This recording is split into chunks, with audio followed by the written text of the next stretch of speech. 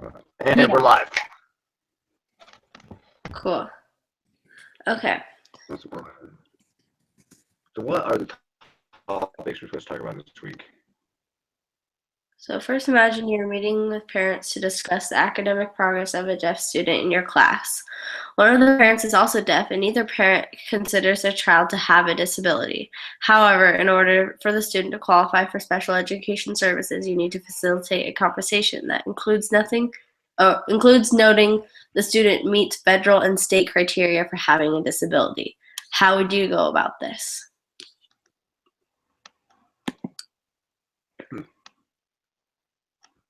And how would you guys go about this? That's tough. I mean, you definitely have to respect that that's not what they consider, but maybe bringing it up in a way that it's the best result for the student, like the best program for the student to get the most out of their education. Maybe the parent would be more understanding. I think if I were to go about that situation, I would probably emphasize the definition of disability, because I just Googled it just in case, and it says a physical or mental condition that limits a person's movements, senses, or activities. So since it limits their sense of hearing, I think that's how I would really emphasize to them that by definition it is, even though by the way they treat it, it's not what people think of a disability as. Does that make sense?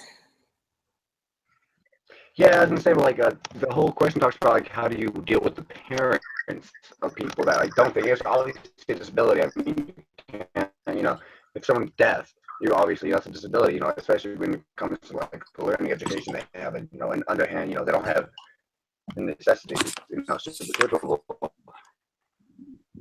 And something I would think that I would do is maybe just exactly like you were saying, Haley, just like tell them like this is a disability, like they can't hear, like that is a huge, you know, restrictor to their learning.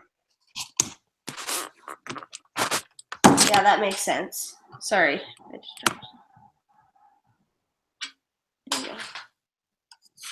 I'm having a really tough time hearing you guys, so I took my computer case off, so I'm hoping that helps. Yeah, I can hear you perfectly. I'm just having trouble hearing Cody. Kind of ironic that this is when. See, I'm having a hard time hearing you both. All It's right. like going in and out. Oh, really? I don't know if it. Is this better? Can you guys hear me a little better? Hold on, let me grab a different kind of headphone. Hold on.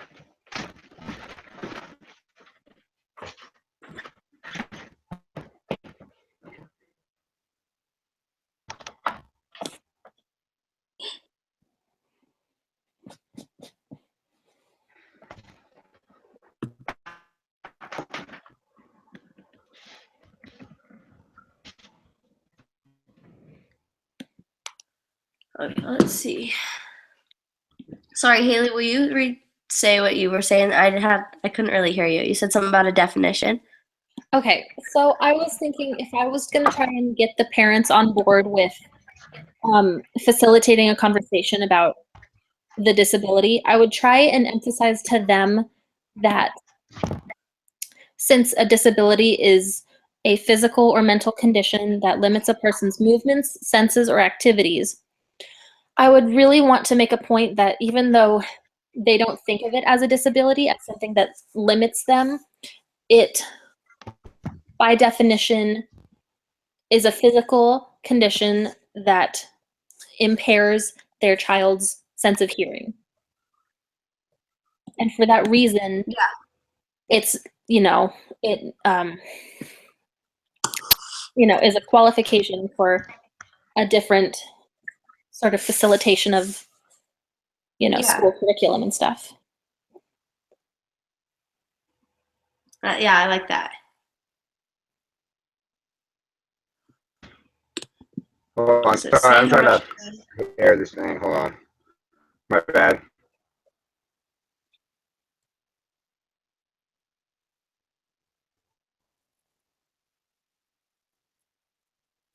I think it's kind of ironic that this this is the module we're talking about, and this is when we're hearing each other. I know, it's like really grumble, like kind of breaking up really frequently. Yeah, I was gonna say, yeah, breaking up. You guys break up really bad.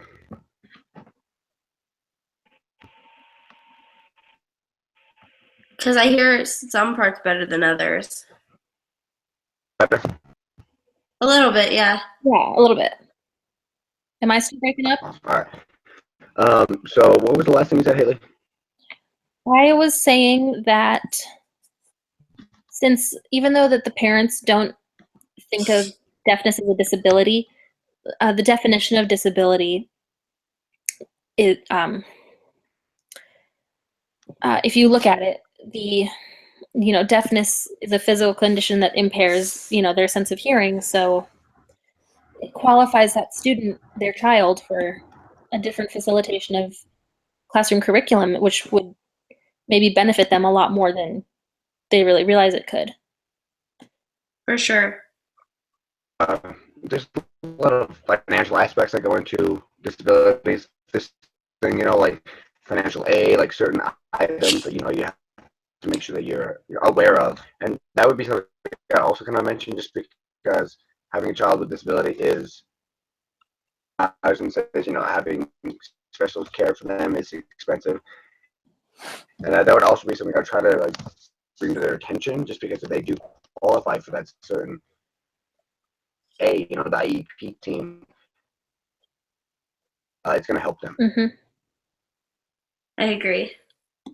And yeah, like I kind of was saying, like this, I mean, whether the parent wants to just consider it a disability or not, the team or the faculty members that will help their child will give them the best education they can get, since it'll be what's the word I'm looking for, more, it'd be crafted around their I want to use the word disability, but crafted for them so that they get the most out of it, if that makes sense. Yeah, it'd be more accessible. Crafted to their needs. Yeah. Yeah. So it'd be specialized almost, or even customized for that student. Absolutely. So what is something so how would you guys address the parents? That's one thing that's going to look at the question, how would you address the parent? How would you interact with the fact that because you're probably going to find this information out, through a secretary, our son or daughter is not. First, address the parents. Yeah, that's really tough for me, because it's you're disagreeing. Not that even that you're disagreeing, it's that that's just not what they believe, and it's probably because it says in the description, one of the parents is also deaf, so neither parent considers. So it's something they're so used to, they don't consider it a disability. They're just, it's second nature to them. Mm-hmm. So coming from a family that's not common, it's tough to be I agree with you, because you don't know what they've gone through or how they go about that. Mm-hmm. Yeah, I was going to say, you know what? There's always kind of this thing, in the new nature that we have of this new kind of culture that we have now. It's nothing's a disability. It's kind of being dead, that's not a disability. That's just a challenge. All these kind of things. And I totally understand. There's plenty of people out there who are deaf that have done way better things than I probably will ever do with my life. Yeah, but, for sure. Maybe the student won't. You're just gonna make sure you identify the needs of the student. Maybe he is just, or maybe he needs, he towards learning, his education. His resources, yeah. Absolutely, yeah. Yeah. Would you guys address? One thing I think when I would first address the parents, is something I would really talk about is the nature of the disability. And if you can't hear, that's hard. Not being able to hear what mentioning your peers, that is a hard thing to go about it. And when the parent ability, then you say it is, you're going to get feedback. And how would you guys address the feedback for that? Yeah, that's tough. So how would I address the parents' feedback? Is that what you're asking? Exactly. What? So what if, like, all right, so let's say the father's deaf and the mother is not. Is Drew gone? Oh, there she is. Oh, we lost Drew. You there, Drew?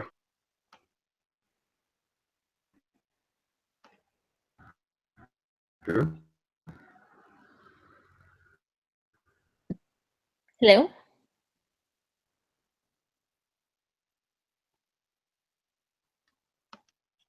Well, that's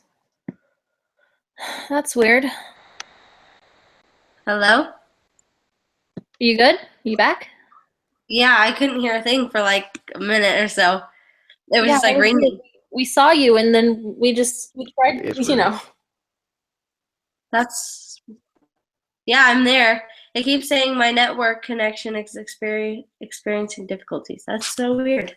Huh. All right. Well, sorry. Let's just keep going. You were saying something about the addressing negative feedback, I think. I think I was at Cody was. Cody was, yeah.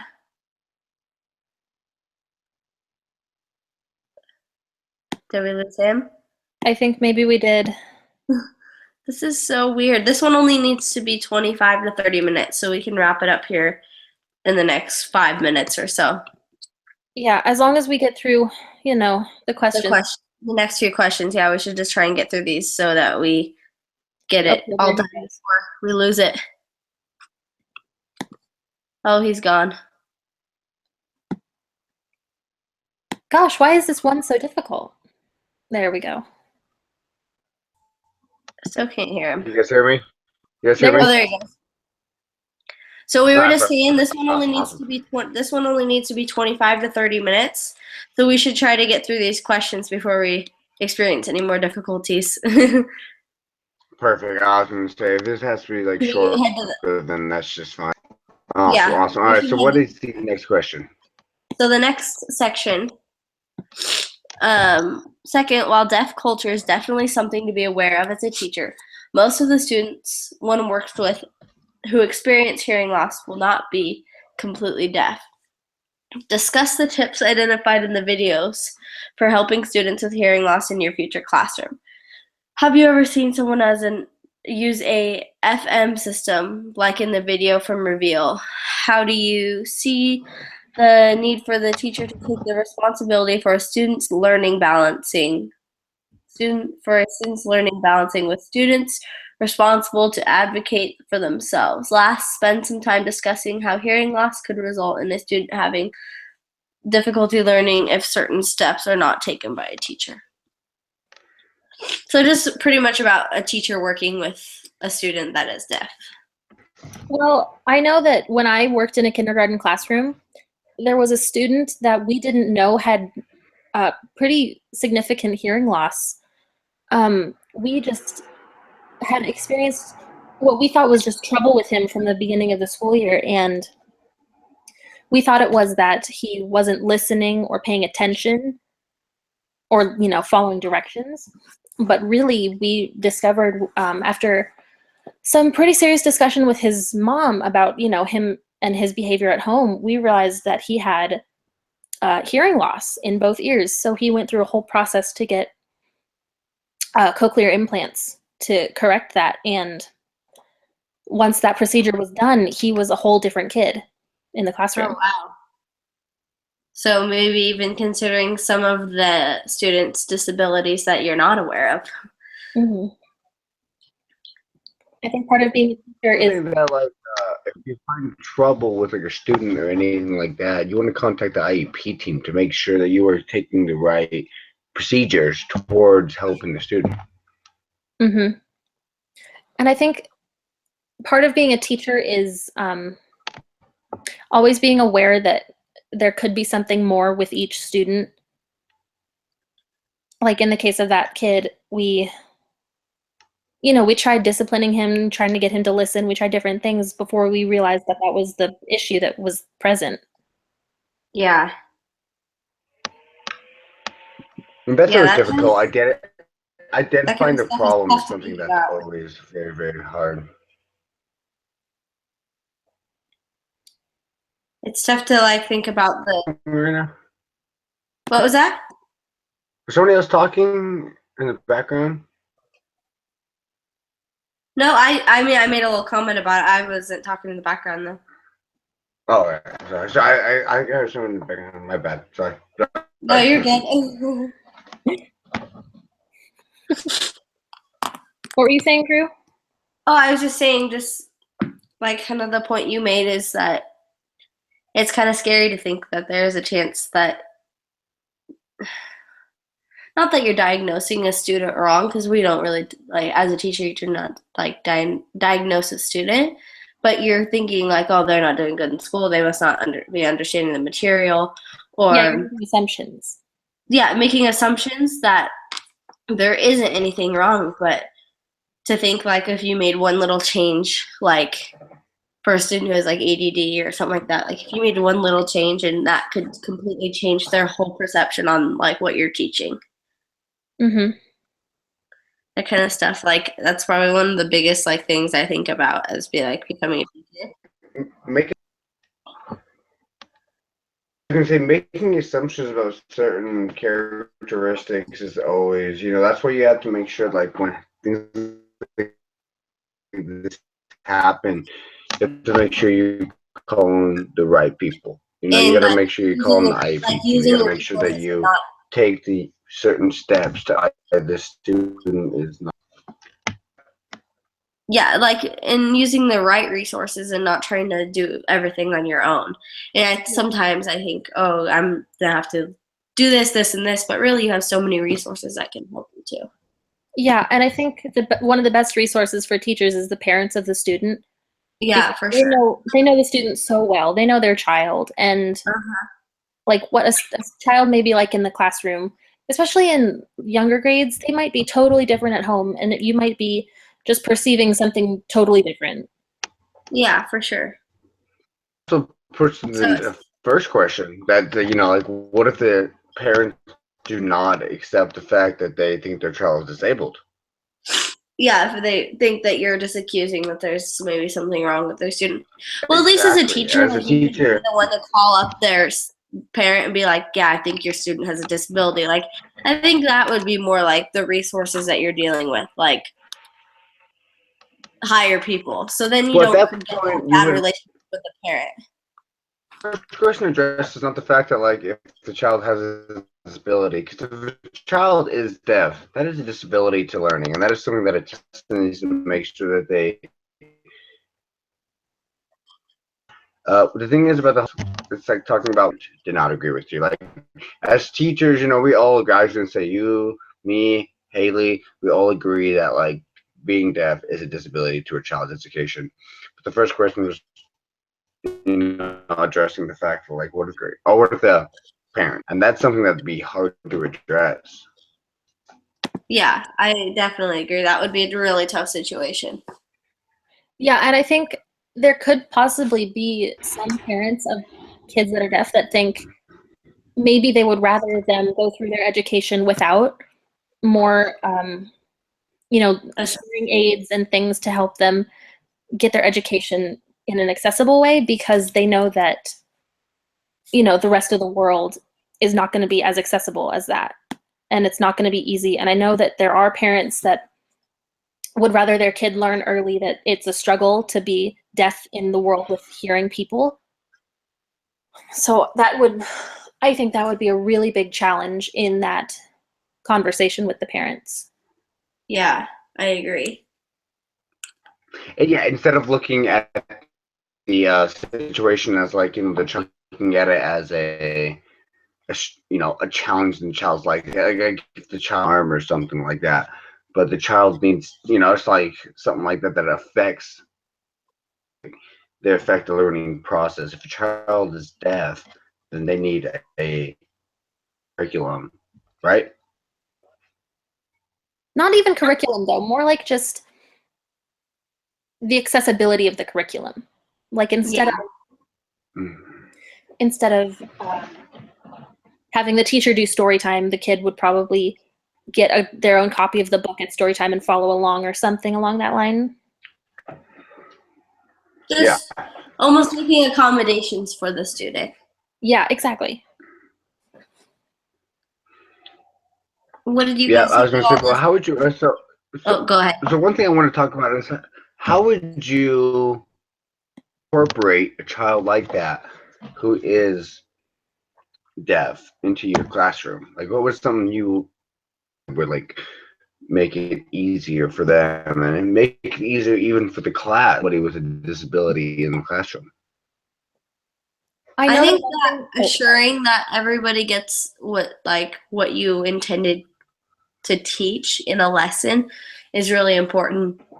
Like to make sure, almost doing maybe like a post quiz or like maybe like a little discussion after the lesson to make sure that everybody like got the same idea from the lesson, if that makes sense. So if you're teaching a lesson on like the solar system, maybe after you do a little quiz and just make sure that every student got the same idea that you were trying to get across in that lesson, if that makes sense. Like just whether the student has a disability or not. Well, how would you incorporate? Well, how would you incorporate the deaf student into your curriculum? I think one thing that I would try to incorporate is, especially in like, my head is always set in like younger elementary classrooms. Same here. That's where I have experience. Same. So I think that one of the easiest things to incorporate would be when you're giving instruction to the class, facing the students in a way that the students with hearing impairments can read your lips. Because if they can't hear you, yeah, I think that's very important. But what if they cannot read your lips? I think. What if they're? I was gonna say because like reading lips is a very, very it's an advanced form of like when you're deaf, you can read lips and stuff. But injury probably cannot do that at that point. Am I correct, Drew? Yeah, I agree. But also, if a student is really struggling that much in the classroom, like, and they are deaf, I don't know, correct me if I'm wrong, but should they even be in the classroom?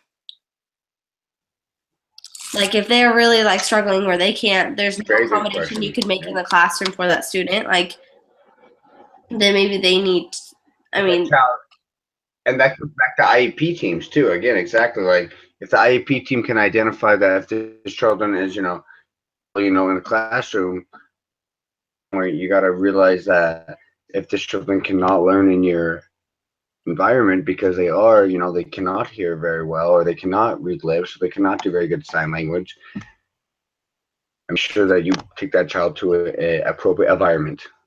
Yeah, I agree.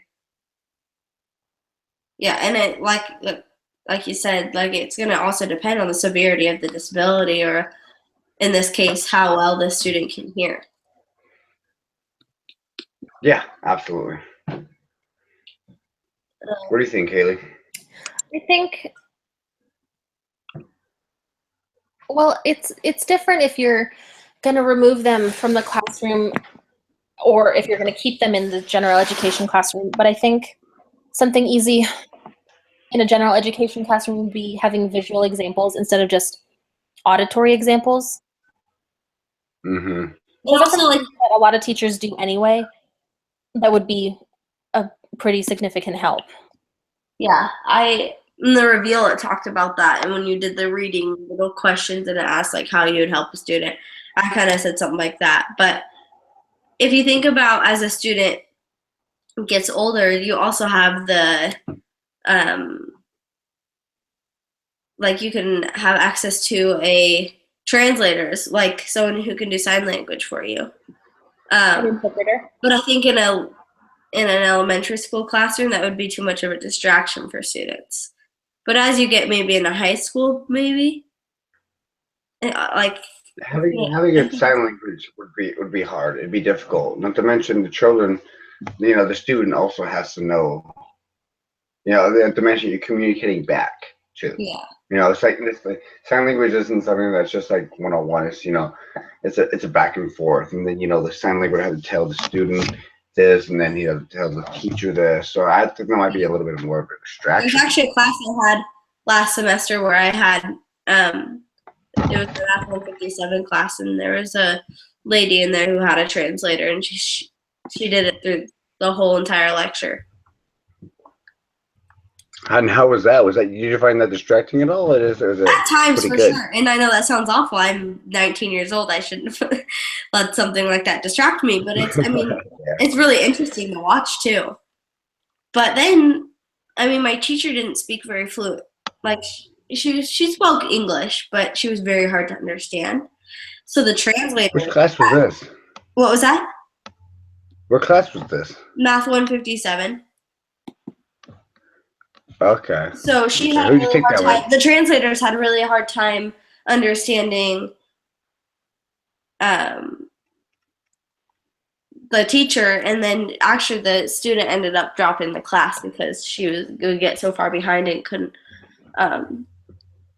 catch back up. But who'd you take Math 157 with? Sasha Wang. Okay, I was gonna say, it's just funny because me and Haley are actually in the same Math 157 right now with Kathleen Hurick, and she is the best teacher. That's what you guys were saying, yeah. Yeah, I felt bad for the girl because she really had she wasn't fully, obviously she could hear a little bit, and she could definitely, there was at times where she'd be asked questions and she could hear, she would be able to respond, but she still needed the translator for, the lecture part of it. Mm-hmm. And yeah, absolutely. But that's a perfect example right there. What age? I'm 19 and I was still getting distracted from the translator. So I don't know. That's a really tough. I think that's a tough one. Definitely not elementary or middle school. Well, that's one crazy thing is when I always look at this class and stuff, you obviously have to incorporate the special needs, the disability students in your class. But that's one thing that Mr. Ford always kind of talks about. He's make sure you think about the people around them as well, because those students are just as important as the other students. Yeah. If you have a student with disabilities, they are just as important as the other students who do not. And that is something that I always try to think about when I do these projects and all these things. I'm I have to incorporate. No, I agree. Yeah, that's it was helping her out to a certain extent, but who knows what other students were getting a little bit distracted by it as well. Mm-hmm. Mm-hmm. But what do you think, Haley? What do you think about what do you think are some ways that help incorporate I know it's so hard, not to mention we have 1,000 things, autism, we have deafness, we have speech impediment. What do you think are some ways that make it easier to incorporate any student, regardless of their disability? What is something that you guys think that could help? Well, I don't know about specific things that would help, but I think the best key resources would be, as a teacher, I would want to talk with other teachers who have had students with similar disabilities to see what they've done. Yeah, using your resources. Yeah, and then I would want to discuss with the students' parents what sort of methods and techniques they use at home to, give directions to their child, how do they instruct their child to make their bed?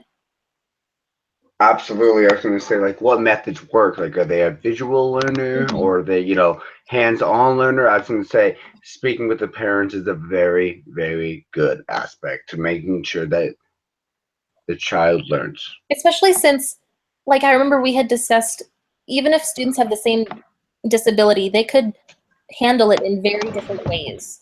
Just like their student with this, yes, they have the disability, but they could still learn.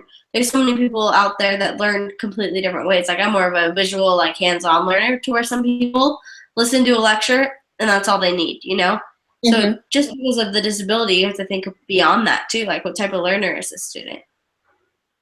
Yeah, exactly. I can say, you know what? It's just so hard. Like when you talk about like certain disabilities, because like all of them they learn in a certain way. You know, autism. They talked about like hands-on learning, you know, visualizing.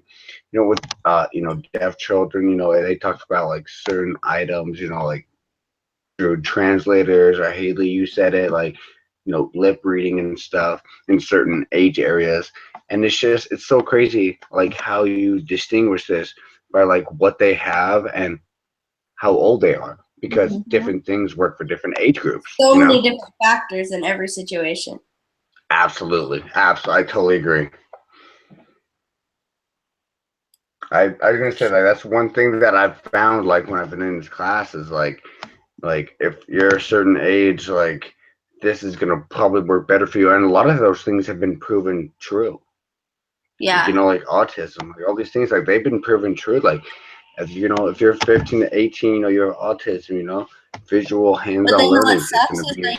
Not sucks, but another thing is you're always gonna have those exceptions too. Like this may work for 9 out of 10 people, but you may have that 1 out of 10, like that last percent right there, like in your class. Absolutely, Drew, and that's exactly what I'm saying. Like it's like there's so many like this may work, like you said, for 9 out of 10 students, but that other student, if you're trying to put this teaching method on them, they're not going to understand. You know what I'm saying? Because they have a different teaching method, and you know what? And that is something you have to address as a teacher. And that is hard. I think agree. Also, as a teacher, you have to be aware that your methods could just not work, even if they are the proven ones and you've gone through all the right steps. Since every student is so unique as a learner, I think you have to be prepared to go to a plan B or a plan C and keep trying to find the right fit. Absolutely, I totally agree. And that's one thing about like they even talked about it, in the classes. Like every class I have, they say every student learns differently, and you know what? That does not disregard students with disabilities as well, because they will all learn differently. Yeah, I agree. Well, I think we covered most of it on here. I think so too, and we definitely hit our time. Yeah, for sure. Wait, so how long are we supposed to be today? 25 to 30 minutes. 25 to 30 minutes, and then we've been here about 36 minutes. So I think that covers that little gap of time where we couldn't hear each other. Yeah. Because mine says 45 to 60 minutes on my Blackboard. Mine says 25 to 30 right here. And I think you're looking at Cody. You're looking at the title of it, the small group discussion, 45 to 60. But there's a thing at the top that. So if you open it up. And then go to step 3, it says spending about 25 to 30 minutes talking with your classmates. Oh, okay. Awesome. What should we talk about? I think we covered it all. I think that's everything. Yeah. Because it was just those bullet questions. Yeah, and it also says if everyone participates, a half-hour conversation should go pretty quickly. So I think we're all set. I do too.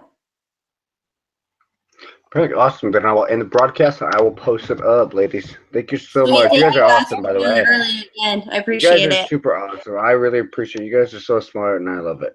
I feel bad that Amanda didn't show up. Yeah, me too. I feel bad too, because she always like contributes, not to mention I emailed her. Yeah, so, I sent her an email just saying, hey, join in whenever you see this. Yeah, I was gonna say, I want to start the broadcast. Hold on, let's see.